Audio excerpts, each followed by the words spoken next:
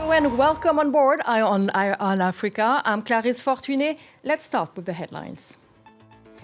Military parade and fireworks to celebrate what Gabon transitional president say is the anniversary of the liberation coup. It's a race against time in the DRC to fight Mpox. The chief of the WHO says vaccines are to arrive in the coming days. And protecting wildlife might not be so good for business. South Africa's ban on the use of lions for commercial gain is leaving some breeders worried about their future.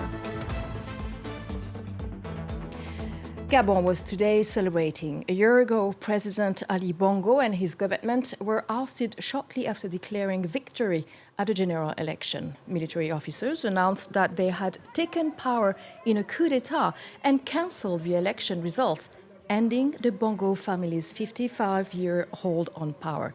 General Brice Oligui Nguema was named the country's transitional leader before being sworn in a few days later as interim president of Gabon.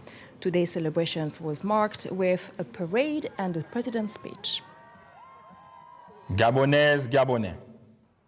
Gabonese men and women. 1 year after the liberation coup, our state is in the process of rebuilding itself around republican values and principles. Our country's new constitution is based on these principles. It guarantees the Gabonese people respect for fundamental freedoms and the rule of law. Et l'état de droit. And we are joined now by Douglas Yates. He's a professor at the American Graduate School in Paris and also the author of Historical Dictionary of Gabon. So Douglas, welcome. So first, what do you have to say about his speech today? Well, there's substance and then there's style. From style, he's a rather stiff personality. He actually marched to his podium and made a strict left turn. He was reading from the teleprompter. But he's new. He'll get better. Content, it was very conservative.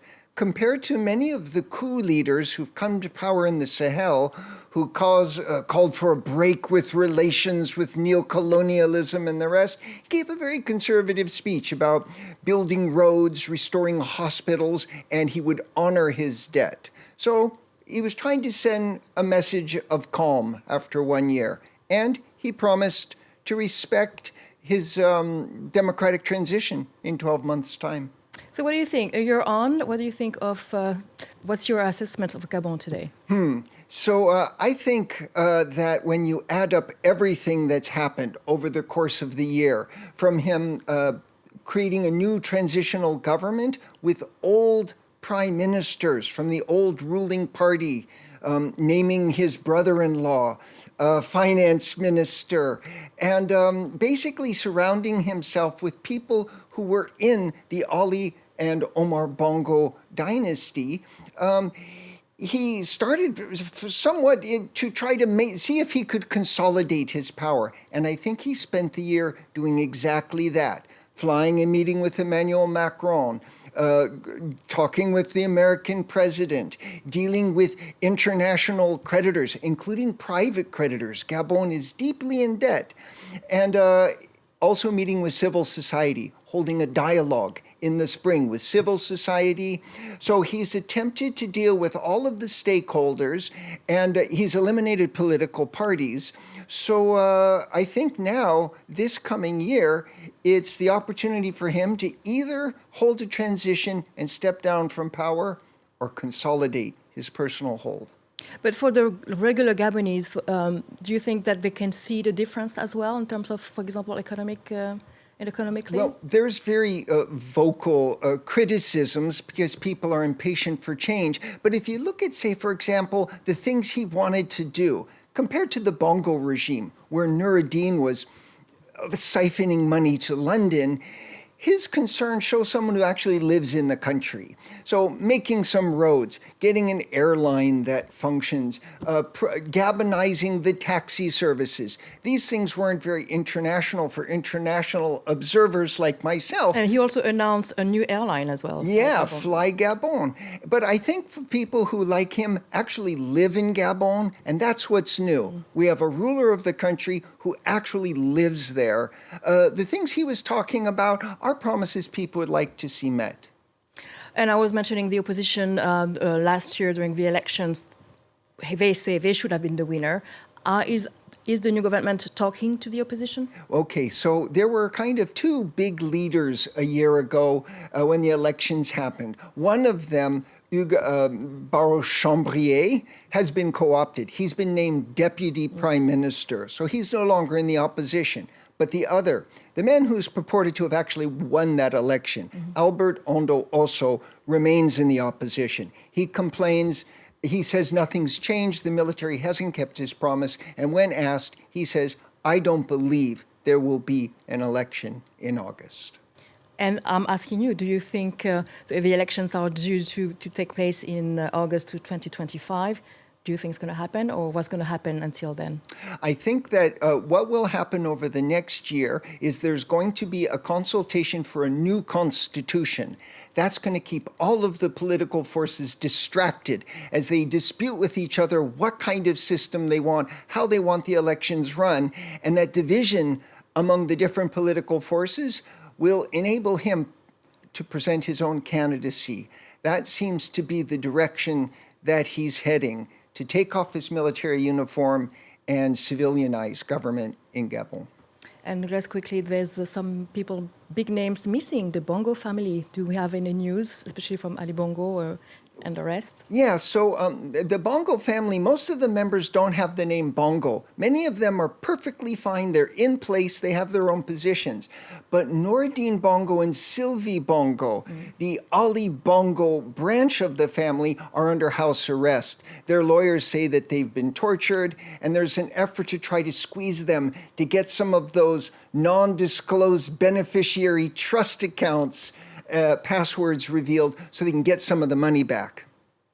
Thank you very much, Douglas Yates. Thank you for your analysis, and see you next time. Now to DRC, where the Mpox outbreak might be all over in the next 6 months in the DRC. The chief of the WHO said that vaccines against the disease are to arrive in the coming days.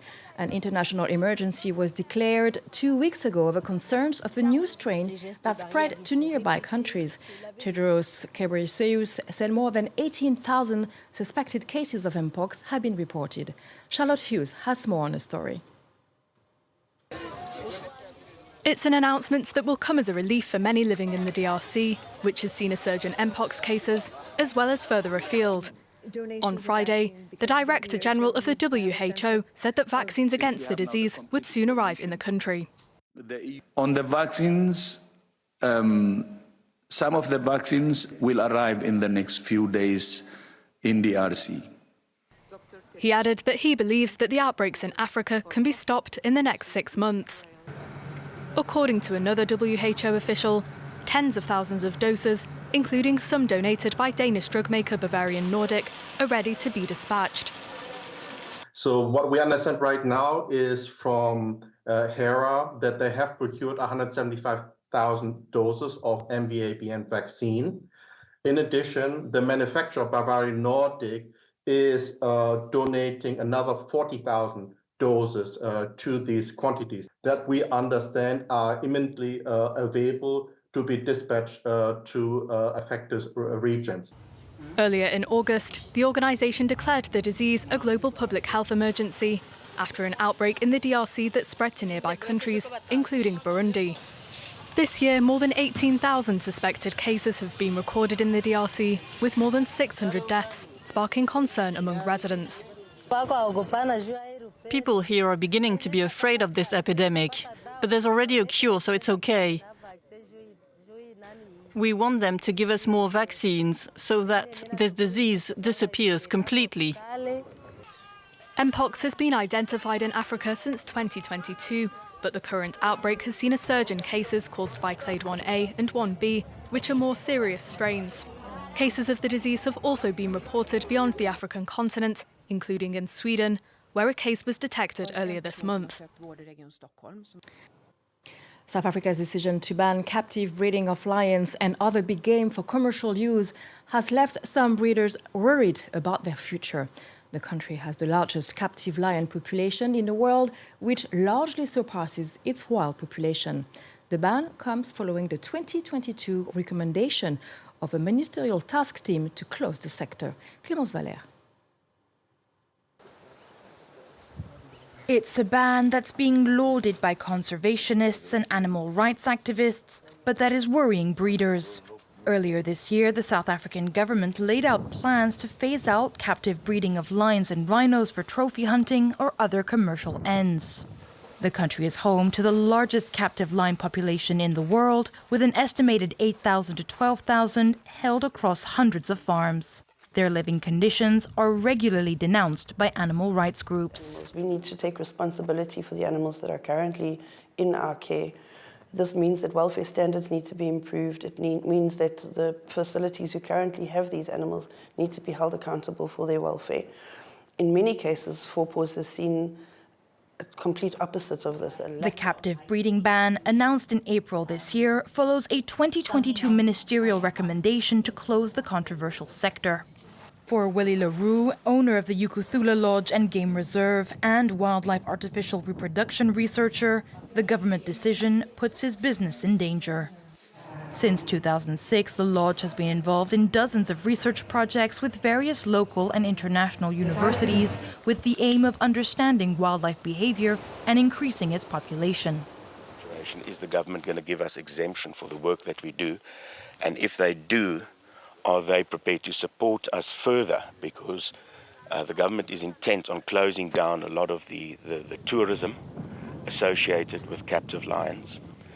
And that has basically been the backbone of the financial support that our research has enjoyed. The ministerial team in charge of the dossier has not provided any financial incentives to end the lucrative business. However, breeders will have 2 years to voluntarily withdraw from the sector and change their business model before the ban kicks in. Thank you for watching this edition of Eye on Africa. Stay tuned for more news.